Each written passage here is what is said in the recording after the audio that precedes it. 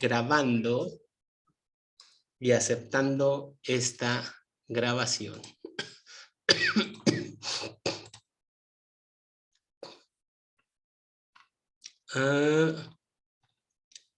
El día de hoy nos toca ver este pasaje muy interesante que habla sobre la prueba que Dios le pone a Abraham, aunque en sí en la narración me parece que no aparece la palabra prueba, pero así se le ha dicho o así se le ha llamado a esta historia, que es muy importante porque aquí en esta historia Dios va a confirmar el pacto que ha establecido con Abraham, va a confirmar la promesa.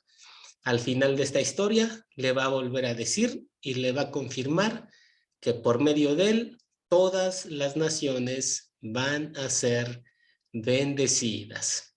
Así que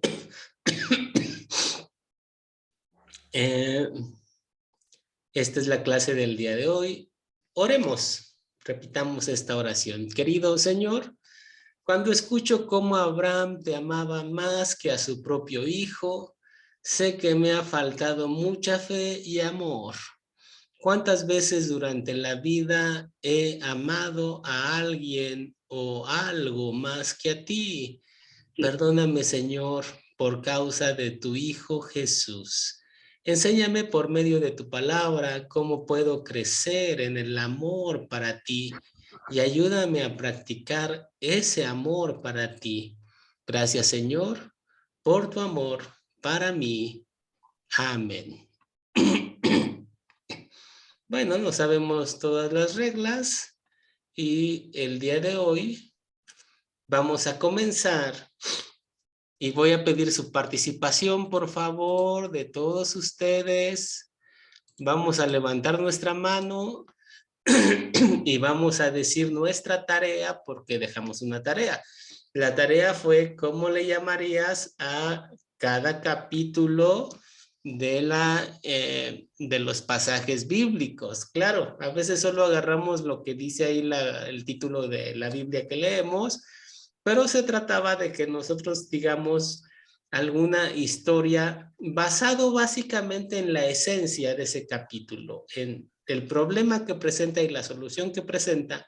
¿Cómo le llamaríamos? A ver, el capítulo 13 habla de la separación de un tío y un sobrino, de dos seres queridos.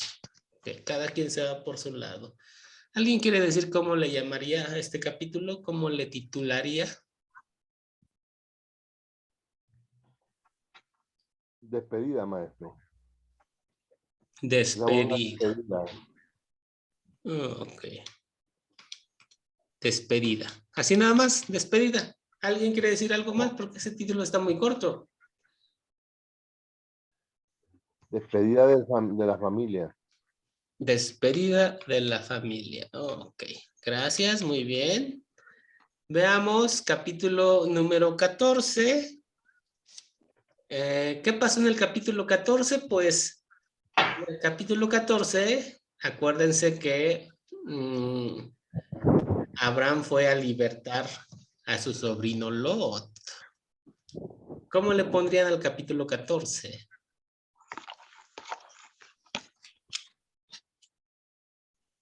Reiterando la familia, maestro, por amor a la familia. Por amor a la familia, reiterando a la familia. Ok. A ver, Juan Roca, díganos. Recuperando a la familia de la ganancia, de la derrota. Ya, muy bien.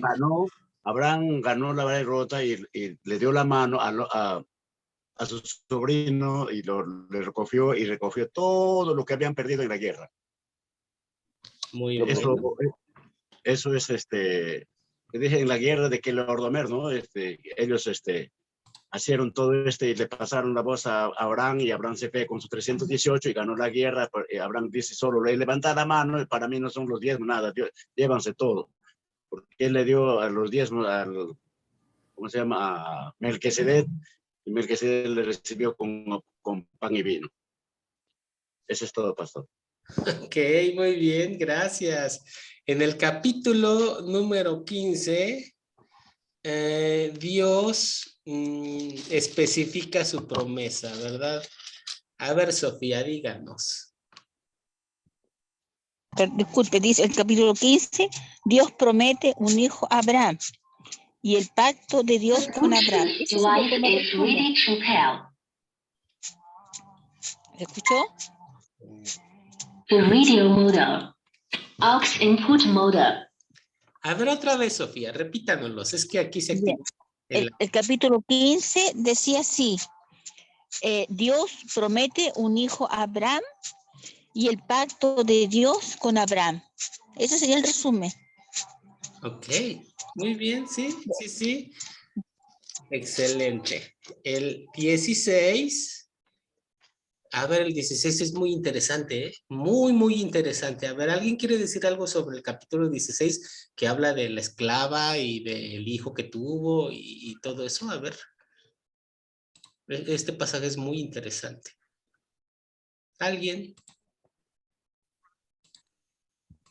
Esa pasada, maestro, lo que trae de importancia es cuando ella se va para el desierto con su niño y a raíz de las amenazas de Sara, de que la saque del campamento, y ella se va, se puede ir al desierto y Dios mira que ella está muriendo con su niño y Dios se enternece. Dios se siente atraído por ella en el sentido de que al verla a ella sufrir, él se siente con la responsabilidad de ayudarle y de ahí nacen grandes naciones de ese niño, tengo entendido. Ok, muy bien. A ver, hermano Juan Fernando. Buenas noches, sí. Yo le puse a echa fuera la esclava, que tiene el simbolismo que vemos más adelante en el Nuevo Testamento, que representa la ley, que dice que debemos o que se echará la ley. No se heredará la libre, que representa la gracia, con la esclava, que representa Agar, la ley. Ok, muy bien. Sí, ahí Creo hay que un es ese. mensaje, ¿verdad? Que el Nuevo Testamento va a retomar. Fabio Fernández. Buenas noches, pastor y compañeros. Yo diría la impaciencia de Abraham y de Sara por recibir la promesa de Dios. Pues ya ellos estaban muy ancianos y veían que esa promesa no se realizaba y entonces se impacientaron y se apresuraron como a buscar la solución. Exactamente. Sí, bastante cierto. Qué bueno que lo mencionó. Alcides, díganos. Gracias, profesor. Yo le pondría Dios escucha Dios ve nuestra aflicción. Gracias.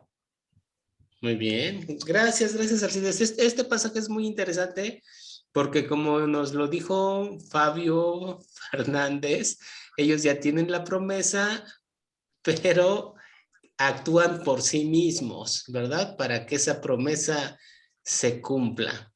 Juan Roca, ¿quería añadir algo usted? Sí, pastor. La Sara se desespera y le dice, duérmate con mi esclava. Un error. Pues entonces, Abraham se durmió con la esclava, el hijo, Ismael. Pero Ismael es otro padre de otras naciones. Entonces, eso era un propósito de Dios. No era el propósito del hombre para que puedan hacer esto, sino que como Sara se desesperó, lo entregó a su esclava.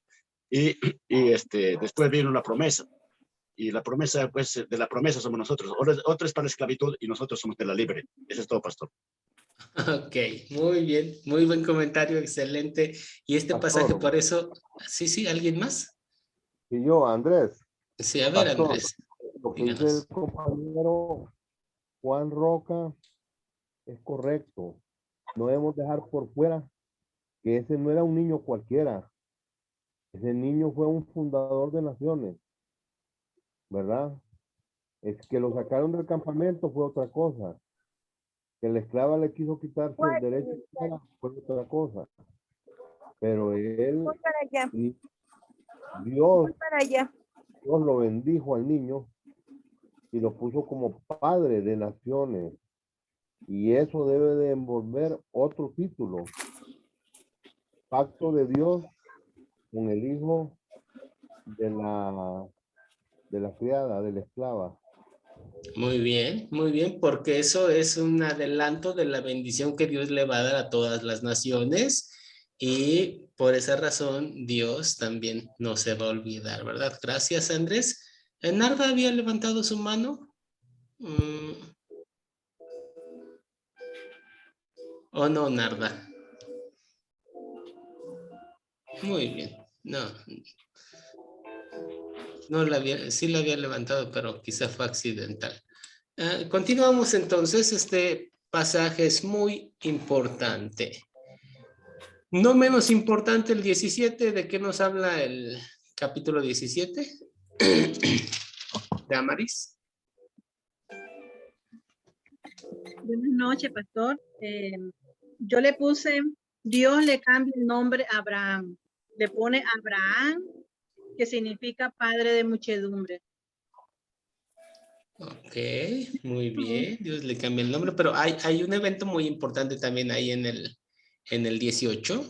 A ver, la esencia del nombre de Abraham, bueno, tiene un sentido muy importante porque tiene que ver con la promesa, pero ¿qué sucede ahí también? Un requisito importante. Pastor. Adelante. ¿Quién habla? Ay, qué hermosa música. ¿Quién habló, por favor?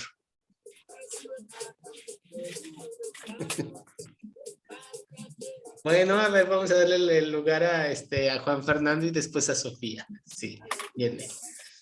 La circuncisión, la 17, sí, la circuncisión, señal del pacto. Así es, la circuncisión, muy importante. A ver, Luis Bello, ¿quería decir algo? Sí, yo le había puesto la doble circuncisión porque circuncidan también a Ismael. Muy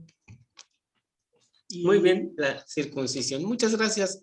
Sí, efectivamente es la señal del pacto.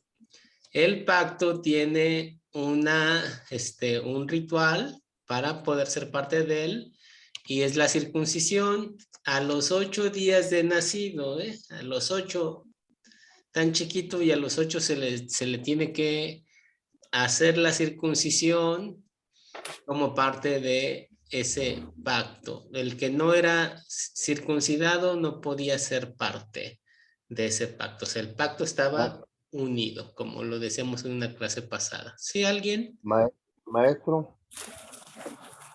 Sí, díganos. Bueno, mire, hay una cosa, maestro, que como dicen los compañeros, ¿verdad? Y en eso estamos claros, que mencionan la circuncisión, que mencionan el pacto y que mencionan a la criada. Que es cierto que la criada tiene un hijo, pero el hijo es de Abraham. Y en la Biblia establece criterios de que Abraham amaba a ese niño. Y fue bajo las presiones de la esposa de él que lo sacó al desierto. Pero Abraham estaba adolorido porque sacaron a su hijo del campamento y Dios miró todo eso. Por eso es que lanzó protección para ese niño. Y yo vuelvo a insistir que ese niño, bueno, si ese niño son los musulmanes y los que tenemos actualmente, ¿verdad? Entonces, yo digo que él sí, esa parte de sacar del campamento a ese niño, el pacto que hizo con Dios, la solidaridad, el amor que le tuvo Dios a ese niño y la actitud de Sara y la actitud de Abraham posteriormente a eso, Eso es valedero, eso es importante analizarlo, como lo dicen los otros compañeros, porque eso no queda ahí nomás. Él va a ser un rey de naciones, aunque no va a ser parte del linaje de Jesús, pero sí va a ser rey de otras naciones que estuvieron cerca del pueblo judío. Ok, gracias por su comentario respecto a esta situación, ¿va? En el capítulo 19, pues tenemos una historia muy interesante. Abraham y Lot se separaron. Lot vio un campo muy grande que era un paraíso y él quiso quedarse con ese lugar, pero a la larga resultó contraproducente la cosa porque ahí estaba Sodoma y Gomorra. Y miren en lo que terminó ese campo tan bonito que escogió el sobrino para él, terminó así, ¿no? Y aquí tenemos la historia de la maldad de Sodoma y Gomorra. Luego en el capítulo número 20, a ver, ¿algún título para el capítulo 20? ¿De qué habla? Habla ahí de dos personajes.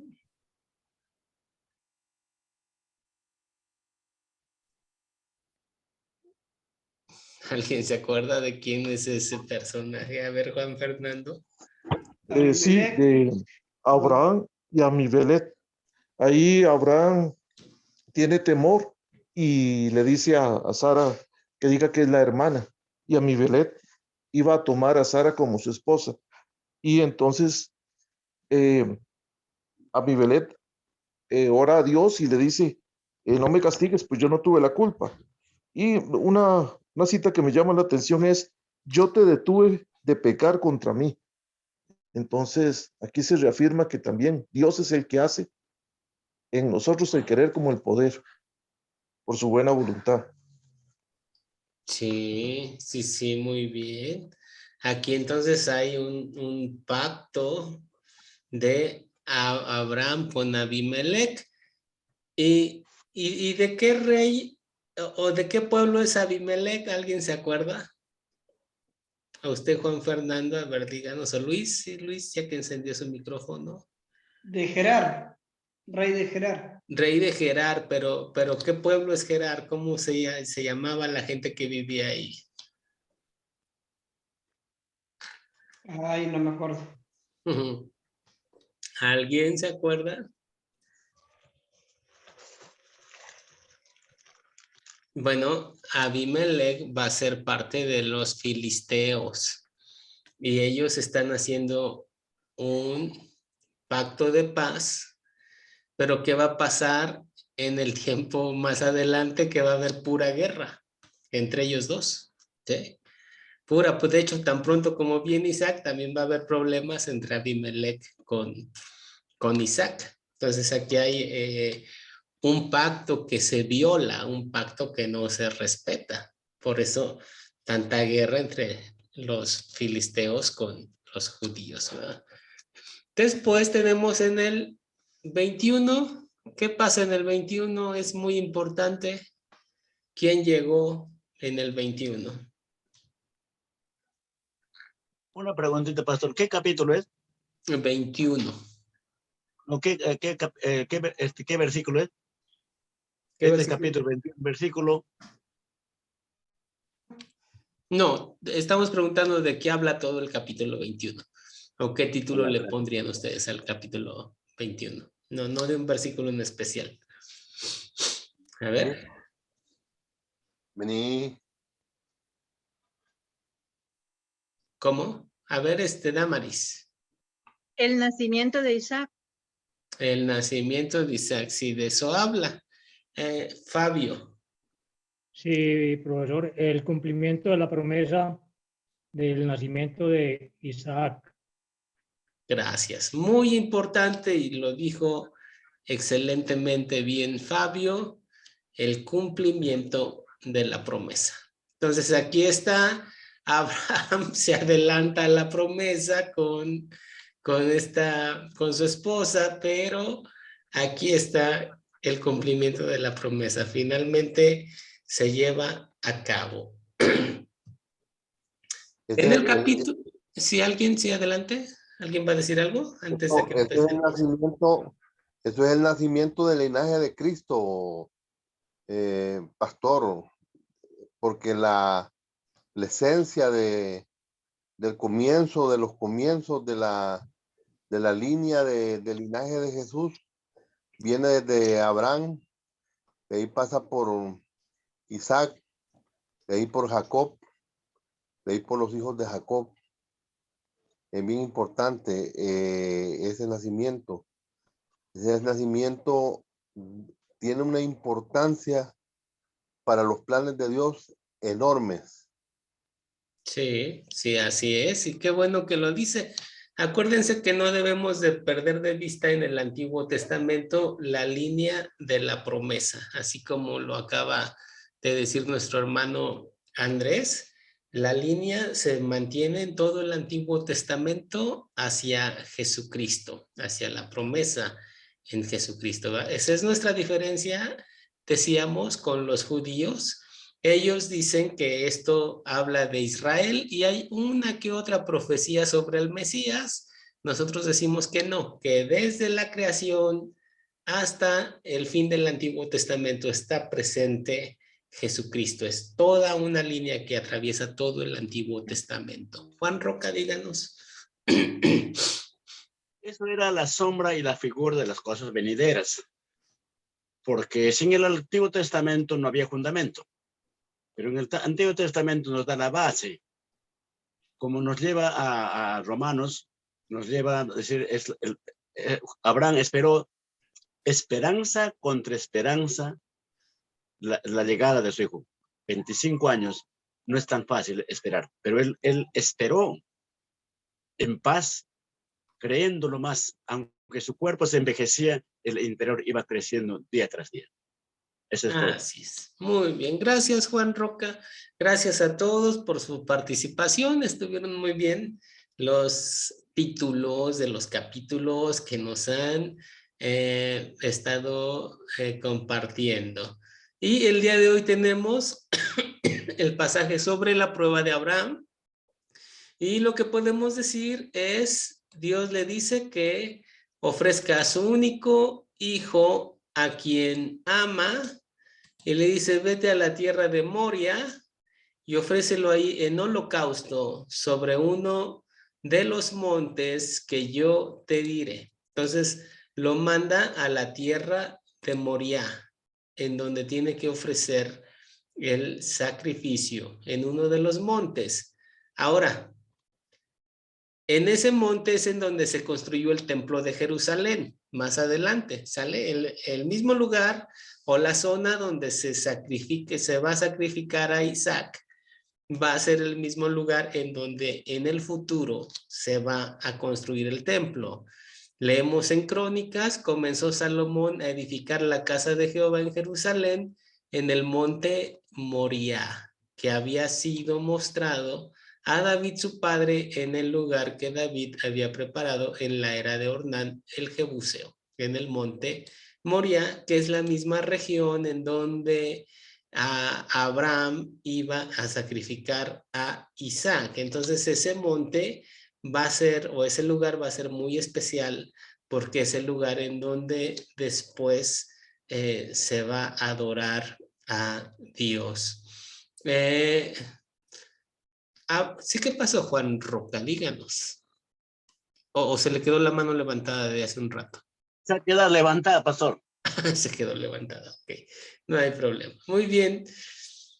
Después, lo que podemos observar es la enorme humildad y entrega de Isaac, porque por lo que dice el pasaje, Isaac no era un niño de brazos, Isaac ya era un adolescente, porque se le llama muchacho o niño, pero la palabra es Nahar, hace referencia a un adolescente, y dice, y tomó Abraham la leña del holocausto y la puso sobre su hijo, sobre Isaac su hijo, y él tomó en su mano el fuego y el cuchillo, y fueron ambos juntos. O sea, Isaac cargó la leña con la que él iba a ser sacrificado. Así como en el Nuevo Testamento Jesucristo carga su cruz, la madera con la que va a ser sacrificado. En el Antiguo Testamento, Isaac carga con la madera, con la leña con la que va a ser sacrificado. O sea, no era un bebé de brazos, era ya un adolescente que cargó con la leña de su sacrificio. Y llama la atención que Abraham lo amarra, lo pone ahí y lo va a sacrificar, y el muchacho está sin problema. Él está permitiendo el sacrificio a pesar de la edad que tiene. Entonces, esto es muy conmovedor en realidad ver cómo se van dando las cosas en esta narración. Pero Dios le dice: no extiendas tu mano sobre el muchacho, ni le hagas nada, porque yo conozco que temes a Dios. Esta palabra conocer es muy importante porque no se refiere a un conocimiento teórico, sino que se refiere a una experiencia. Yo he experimentado que tú temes a Dios. O sea, se da en la vida, en la práctica, en la experiencia, por cuanto no rehusaste a tu hijo, tu único. Bueno, es lo que más quiere, lo que más anhela, es con quien se va a cumplir la promesa de Dios, pero él aún así está dispuesto. Va a decir la epístola a los Hebreos que es porque Abraham sabía que Dios tenía el poder de revivir otra vez a Isaac. Tiene el poder sobre la muerte y sabía que aún muerto Dios se lo podía regresar. Eso va a decir la epístola a los Hebreos. Pero es muy conmovedor todo esto, ¿eh? Es muy conmovedor que Abraham esté dispuesto a ofrecer lo que más ama y lo que más quiere, que el hijo esté dispuesto a ser sacrificado y que ahí no haya ningún problema y estén dispuestos a darle a Dios lo que es de Dios, la vida, todo lo que le pertenece. Después de que Dios le dice que ha visto que lo teme, que ahora se conoce bien que lo teme, le da este juramento. Por mí mismo he jurado, dice Jehová, por cuanto has hecho esto, que no me has rehusado tu hijo, tu único hijo. De cierto te bendeciré y multiplicaré tu descendencia como las estrellas del cielo y como la arena que está en la orilla del mar, y tu descendencia poseerá las puertas de sus enemigos, y en tu simiente serán benditas todas las naciones de la tierra. Y ahí le confirma su promesa después de este conmovedor pasaje en el que Abraham está dispuesto a entregar todo lo que tiene. No sé, ¿no? Es muy interesante todo esto, porque ¿qué pide Dios de nosotros? Pues la Biblia va a decir todo. Él va a pedir incluso lo que tú más quieres. Y cuando se ofrece lo que más se quiere, Dios te bendice. Recordamos la historia de Ana. Ana en el libro de Samuel es estéril, tiene un hijo y se lo ofrece a Dios. Lo lleva al templo después de que lo desteta. Después de los 3 años lo lleva y ahí lo deja en el templo porque se lo prometió a Dios. y lo cumple y deja a Samuel ahí en el templo para que sirva a Dios, y va a decir el libro de Samuel que Dios le dio más hijos a Ana después de que ella le dio a Samuel. Bueno, importantísimo pasaje. El pasaje en sí tiene muchos sentidos, varios sentidos. El primero es que este pasaje nos enseña que Dios no quiere sacrificios humanos como lo hacían los pueblos vecinos de Israel, como lo hacían los fenicios, por ejemplo. Dios no quiere sacrificios humanos, pero quiere una entrega del corazón del ser humano. Por eso Jeremías critica los sacrificios humanos que se estaban llevando a cabo, que estaba imitando el pueblo de Israel. Aquí tenemos el pasaje donde la epístola a los Hebreos nos dice: por la fe Abraham fue puesto a prueba, ofreció a Isaac, y el que había recibido las promesas ofrecía a su único hijo, a pesar de que Dios le había dicho: por medio de Isaac te vendrá descendencia. Y es que Abraham sabía que Dios tiene poder incluso para levantar a los muertos, y en sentido figurado, de entre los muertos lo volvió a recibir. Abraham sabía de la resurrección y confiaba en que Dios podía regresarle a su hijo. Pastor. Sí, ¿qué pasó, Andrés? Abraham, desde ya él era un líder, como decirle, comunitario, rural de la zona. Tenía ganado, tenía acá, era supuestamente rico. Dios le había dado sus bondades, Dios ya lo había elegido a él, pero el asunto de hacer del hijo de Abraham, yo creo que ese no era un encuentro entre, el hijo era el menos importante, sino era el encuentro de Dios con Abraham. Escudriñar que Dios, aunque Dios es inexpugnable, aunque Dios sabe todo, aunque Dios lo conoce a usted por adentro y por afuera, él quería saber hasta dónde iba a llegar Abraham, de lo que era capaz Abraham por amor a Dios. Y ahí se juega una palabra correcta que es la lealtad.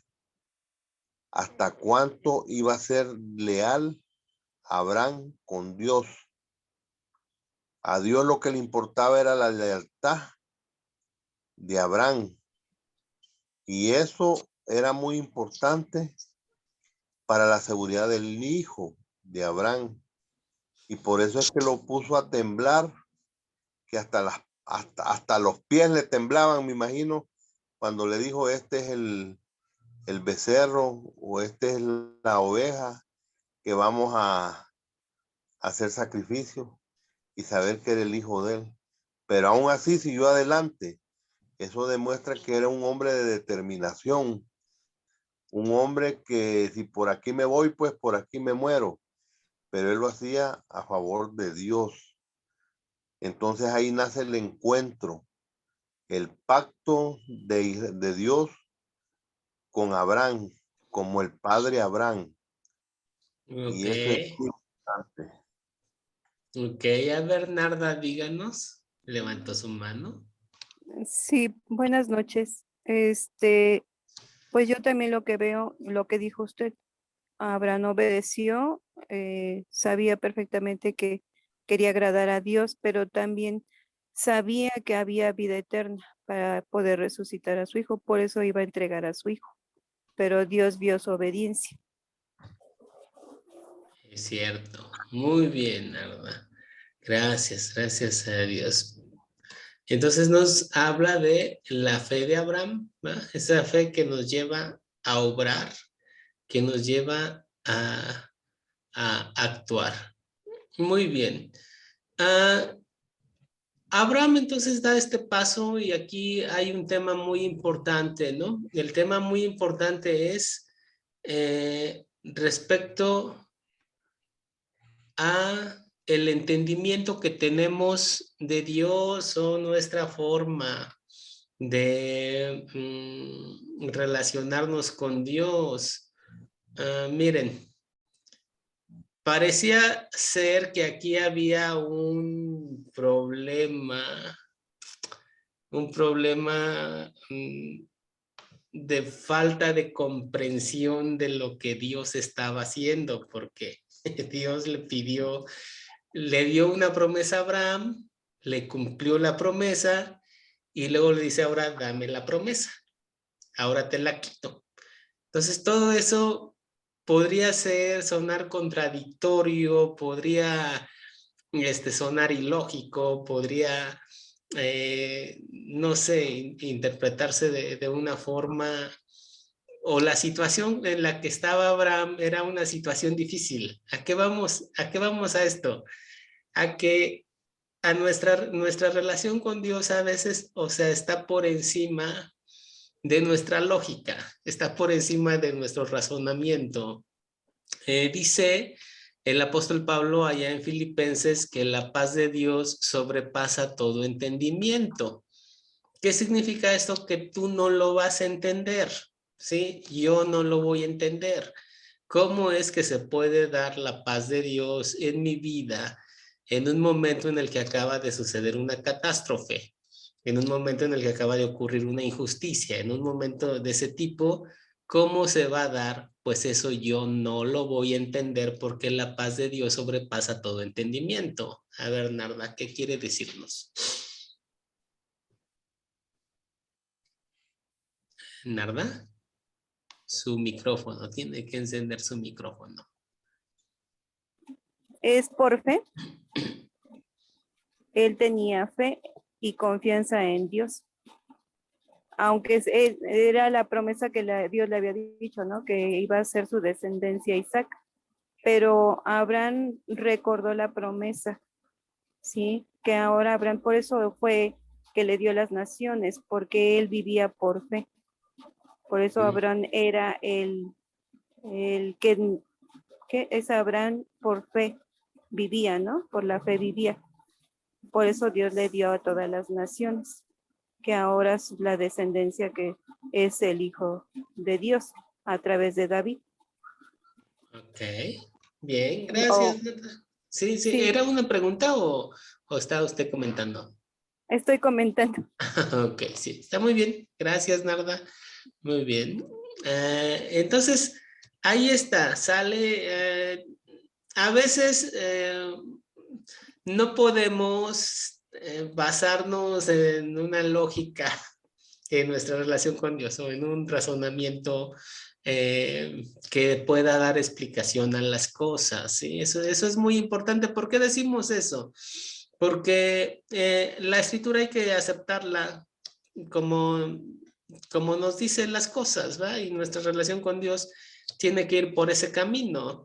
No podemos buscarle una lógica a todo, o no podemos buscarle un razonamiento a todo en lo que tiene que ver nuestra relación con Dios, ¿verdad? Martín Lutero decía, bueno, usa tu lógica cuando vas a dar una clase de cualquier otra cosa o vas a reparar un mueble o cosas así, pero ya en tu relación con Dios, tu lógica no te va a alcanzar, tu razonamiento no te va a alcanzar, como lo dice Filipenses cuando habla de la paz de Dios. Esto es muy importante. ¿Por qué razón? Porque para la Iglesia Católica, la palabra final la tiene la misma Iglesia. La misma Iglesia es la que determina la interpretación de la Escritura. Y hay un grupo que se dio por allá por los tiempos de la Reforma de 1517. En esos tiempos, ¿cómo lo platicaremos? En esos tiempos, en Suiza, que estaba pegado a Alemania, había una serie de teólogos que además de ser teólogos también eran excelentes humanistas. Entonces ellos eran teólogos, y aparte comentaban textos de Cicerón, de Heráclito, de Sócrates, o sea, hay filósofos y también teólogos. Entonces comenzó a haber una mezcla entre las áreas del conocimiento con la teología y comenzaron a ponerlas como que a la par. Y hasta el día de hoy hay grupos que dicen, sí, la Biblia y también la psicología y las dos unidas, las dos juntas, porque no se contradicen, hay que pegarlas, ¿no?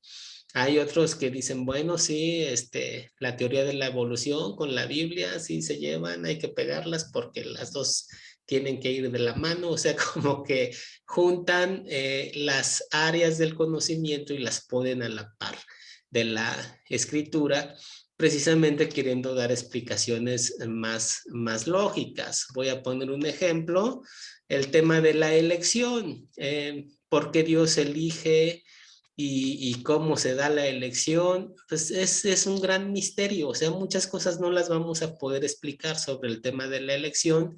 Sin embargo, hay grupos que sí le dan toda una explicación completamente coherente sobre qué estaba Dios haciendo en la eternidad. Incluso hablan de que se reunió el Padre, el Hijo y el Espíritu Santo, y el Espíritu Santo le dijo al Hijo y el Hijo al Espíritu, como si ellos hubieran estado ahí en la eternidad, en la reunión en la que Dios planeó la salvación del ser humano, pero nuestra cabeza no llega hasta allá, ¿sí? Entonces no hay que irnos tan lejos y nuestra relación con Dios es muy importante, pero nuestra lógica no va a llegar a explicar nada de eso, ¿sale? Eso es muy importante y eso lo aprendemos aquí en la relación de Abraham con Dios en estos momentos de la prueba. A ver, ¿alguien tiene algún comentario, alguna pregunta? Sí, pastor. Hay algo que usted dijo que es verdadero. Nadie, ningún humano sobre la tierra, presente, pasada o futura, puede escudriñar los planes de Dios y al Dios mismo. Y ahorita nosotros opinamos sobre el asunto de Abraham, porque hoy ya pasó. No obstante, volvemos a reiterar y decir cuál era la relación que Dios quería establecer con un hombre como Abraham. Una relación fuerte, una relación de confianza, de lealtad sobre todo. Y para eso Dios utilizó al hijo de Abraham. A esta altura no viene siendo tan importante el hijo de Abraham, sino el hecho de lo que le pidió a Abraham. Y eso es muy importante tenerlo en la mente. O lo que dijo usted de la evolución. Es extraño el cristiano que quiere, que existiendo la teoría de la evolución, que sabe que es un acto pecaminoso, que va en contra de las leyes de Dios y de los principios del hombre y de los principios de Dios, y quieren mezclar las dos teorías juntas, lo que es Dios, junto con eso, esa famosa teoría de la evolución, y saber que hay muchos satanistas, que hay muchos enemigos de la iglesia rondando por esos lugares. Solamente. Ok, muchas gracias. ¿Alguien más quiere hacer algún otro comentario o tiene alguna duda de lo que acabamos de explicar sobre este pasaje y sus implicaciones? Ok, no tenemos entonces ninguna duda. Muy bien, eso es lo que podemos decir de este pasaje. Y ahora permítanme tomar este tiempo para explicar un poquito sobre nuestro proyecto final, que ya dentro de 8 días les voy a compartir, ¿sale? Aparte de ver la historia del libro de Génesis, como ustedes vieron, estamos viendo la historia del libro de Génesis, pero con un eje, con una línea, que es Jesucristo, que está presente desde la creación, porque la palabra está creando todas las cosas y Él es la palabra. Entonces, desde la creación, después en la caída del pecado está la promesa, ¿no? La promesa de redención. Esa promesa se le confirma a Abraham y va a venir la descendencia. Entonces, el Antiguo Testamento no se estudia así como historia suelta, sino con un eje. Ese eje se llama Jesucristo. Por eso somos cristianos, ¿sí? Se estudia la historia del Antiguo Testamento. No vaya a ser que nos perdamos viendo ahí puras historias que no se relacionan con el plan de salvación de Dios. Bueno, entonces, lo que sigue es nuestro proyecto final. La primera pregunta que va a estar ahí es captar qué historia o cómo captarías la atención para hablar de la historia de José y sus hermanos. Después de eso vamos a tener que contar. ¿Cómo contarías la historia de José y sus hermanos? Quiero hacerles la invitación a que esta historia la platiquen siguiendo la línea de la promesa, ¿sale? La línea de la promesa que va hacia Jesucristo. Entonces, es muy importante que no perdamos esa línea. Entonces, primera pregunta, ¿cómo captarías la atención? Segunda pregunta, ¿cómo platicarías esta historia?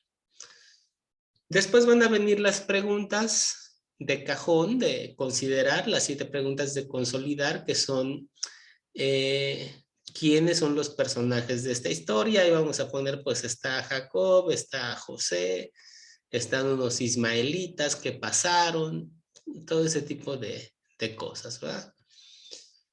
¿Cuáles son los objetos de esta historia? Ahí vamos a poner que había una túnica y bueno, todos los objetos que encontremos, ¿sí? ¿Dónde ocurrió esta historia? Fíjense bien en los lugares que marca la Sagrada Escritura, ¿sale? Porque se mencionan los lugares en donde ocurre la historia. ¿Cuándo ocurre? Esto es muy importante.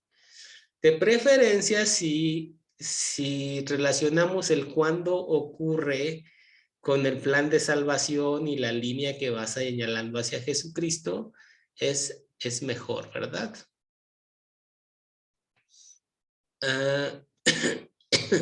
Muy importante. Aquí está un alto porcentaje de su calificación. ¿Cuál es el problema? Sí. Esta pregunta es muy determinante porque esta pregunta nos va a dar como un eje de lo que vamos a exponer, de lo que vamos a hablar. Entonces, analicen seriamente cuál es el problema que se presenta en la narración, ¿sí? Si es un problema relacionado con la historia de la salvación, mucho mejor. Los eventos que ocurren en esta historia. Hacemos un listado, ¿verdad? Lo que nos sirve mucho para los eventos que ocurren en la historia es ver los verbos que aparecen ahí, y José subió, y los hermanos viajaron o fueron a tal lugar, ¿sí? Y se dijeron, hagamos esto. Bueno, los eventos, los verbos nos van a ayudar mucho, ¿sí? Y la pregunta 7, ¿cómo se resuelve el problema? Es otra pregunta muy importante en la calificación. Todas las preguntas son importantes, pero aquí hay 2 preguntas en las que le tienen que echar mucha galleta, ¿sale? Donde le tienen que poner mucho énfasis y analizarlo bien. ¿Cuál es el problema y cómo se resuelve el problema? Son 2 preguntas muy importantes para su calificación. Después van a venir las 5 preguntas de consolidar, que van a tener que ver con la vida de José, de qué se trata esta historia. Acuérdense que es en esencia, ¿eh? Aquí no vamos a volver a platicar la historia, ni vamos a decir los sucesos. Aquí vamos a decir cuál es la esencia de la historia, ¿sí? ¿Cuál es la esencia? Después, ¿qué pecado me enseña a confesar esta historia? Esta pregunta también es muy importante, así como las de cuál es el problema, porque aquí ya se está hablando de la aplicación a la vida. Ok, el problema allá fue tal y se solucionó así, pero ahora aquí, ¿qué está pasando aquí? ¿Y qué me enseña a confesar esta historia? ¿Sale? ¿Dónde veo el amor de Dios? En esta historia. Como dijimos, todo pasaje no se tiene que quedar en la explicación sobre las fallas, sino que también se tiene que hablar de la misericordia de Dios. La ley que nosotros quebrantamos está acá, en el pecado que me enseña a confesar esta historia, y el amor de Dios o su misericordia aquí. ¿Dónde veo el amor de Dios en la historia de José? ¿Qué me enseña a pedir y hacer por gratitud a Él? Y finalmente, ¿cuál sería una buena situación para compartir este mensaje? Entonces, todo esto hay que contestarlo con la historia de José, pero hay 4 preguntas que son muy importantes, que es ¿cuál es el problema? ¿Cómo se resuelve el problema? ¿Qué pecado me enseña a confesar esta historia? ¿Y dónde veo el amor de Dios en esa historia? Todo hay que escribirlo bien, pero estas 4 preguntas tienen un alto peso en la exposición de las 4 Cs, ¿sale? Porque ahí está lo que la esencia que vamos a tomar del pasaje y la enseñanza práctica que vamos a dar de ella. Bueno, nos queda una sola clase y este sería su proyecto final. La siguiente semana les envío la hoja que van a estar trabajando.